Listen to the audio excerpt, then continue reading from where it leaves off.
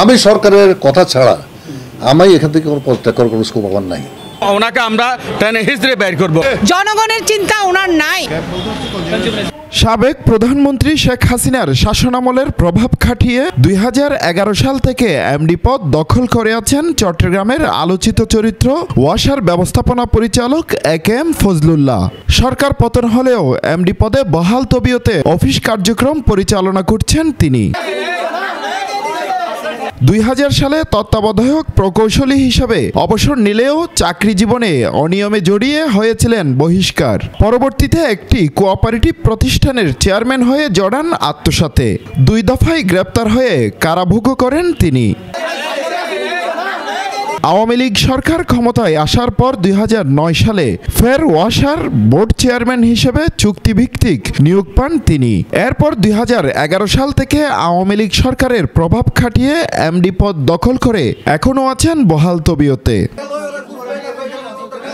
ওয়াসার প্রতিটি ক্ষেত্রে অনিয়ম দুর্নীতির আশ্রয় নিয়ে কয়েক হাজার কোটি টাকা ভাগ বাটোয়ারা ও বিদেশে নগদ অর্থ পাচার সহ বিভিন্ন অভিযোগ এনে এমডির কক্ষে এবং ওয়াসার নিচে স্লোগান দিয়ে পদত্যাগের দাবি জানান বিক্ষোভকারীরা। আমি আজকে বিগত 7 মাস পর্যন্ত পানি পাচ্ছি না, কিন্তু প্রতি মাসে বিল পেমেন্ট করতে হচ্ছে। কেন আমরা পানি পাবো না? কেন?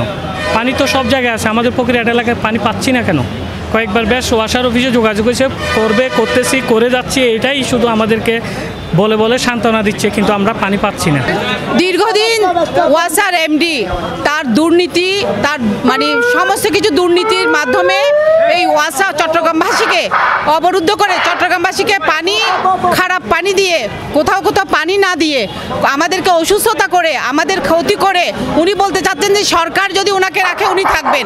জনগণের চিন্তা ওনার নাই। বিতর্কিত এবং লুটপাটকারী এবং দুর্নীতিবাজ এমডি ওয়াসার এমডি যারা ফয়জুল্লাহ, আমরা তার যথেষ্ট অভিযোগ এবং তার যে দুর্নীতির যে বিষয়, এগুলো স্পষ্টভাবে জনগণের কাছে প্রতীয়মান। দীর্ঘ 1 ঘন্টা ধরে পদত্যাগের চাপ সৃষ্টি করলেও তিনি পদত্যাগে রাজি হননি। পরে আন্দোলনকারীরা তাকে 24 ঘন্টার আলটিমেটাম দিয়ে ওয়াসা ভবন ত্যাগ করেন। 24 ঘন্টা সময় বেঁধে দিয়েছি এবং বলেছি মন্ত্রণালয়ের সাথে আলোচনা করে আগামী 24 ঘন্টার মধ্যে উনি পদত্যাগ করবেন। আমরা ওয়াসা ভবন করে করব এবং ওনাকে আমরা টেনে হিস্ট্রি বের করব ওখান থেকে।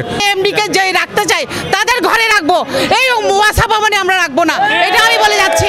ওয়াসা ব্যবস্থাপনা পরিচালকের কাছে তার দুর্নীতি এবং পদত্যাগের বিষয়ে জানতে চাইলে তিনি বলেন, গত 15 বছর ধরে দায়িত্ব পালনকালে কোনো অনিয়ম বা দুর্নীতি করেননি। কারো চাপে পদত্যাগ করব না, সরকার চাইলে পদত্যাগ করব। এখানে চট্টগ্রাম ওয়াসার চিফ ইঞ্জিনিয়ার বা এমডি 1 টাকাও চেঞ্জ করতে পারে না, বাড়াইতে পারে না। পয়সা খাবে কোন জায়গা দিয়ে? দুর্নীতিটা কোন জায়গা দিয়ে করবো আমাকে বলেন? এখানে পারচেস করার সিস্টেম, কন্ট্রাক্ট সিস্টেম সব গভর্নমেন্টই, যে সমস্ত এজেন্সি আমাদেরকে টাকা দেয় তারা। আর মন্ত্রণালয় তো আসেই। এমডিকে সরকার অ্যাপয়েন্টমেন্ট দিচ্ছে, সরকার চলে গেছে, নতুন সরকার আসছে, নতুন সরকার বিভিন্ন অ্যাকশন নিচ্ছে, বিভিন্ন জায়গায় লোক সরাচ্ছে না, সরাই দিচ্ছে তো বিভিন্ন জায়গায়। এখানেও আমরা যখন বলবো তখন চলে যাবো। আমি সরকারের কথা ছাড়া আমি এখান থেকে কোনো পদত্যাগ করার কোনো স্কোপ আমার নাই। আমি নিজে থেকে কোনো পদত্যাগ করবো না। বৈষম্য বিরোধী নাগরিক সমাজের দাবি, তিনি 24 ঘন্টার মধ্যে পদত্যাগ না করলে তাকে টেনে হিস্ট্রে চেয়ার থেকে নামাবেন। হুসাইন আব্বাস, বাংলাধারা, চট্টগ্রাম।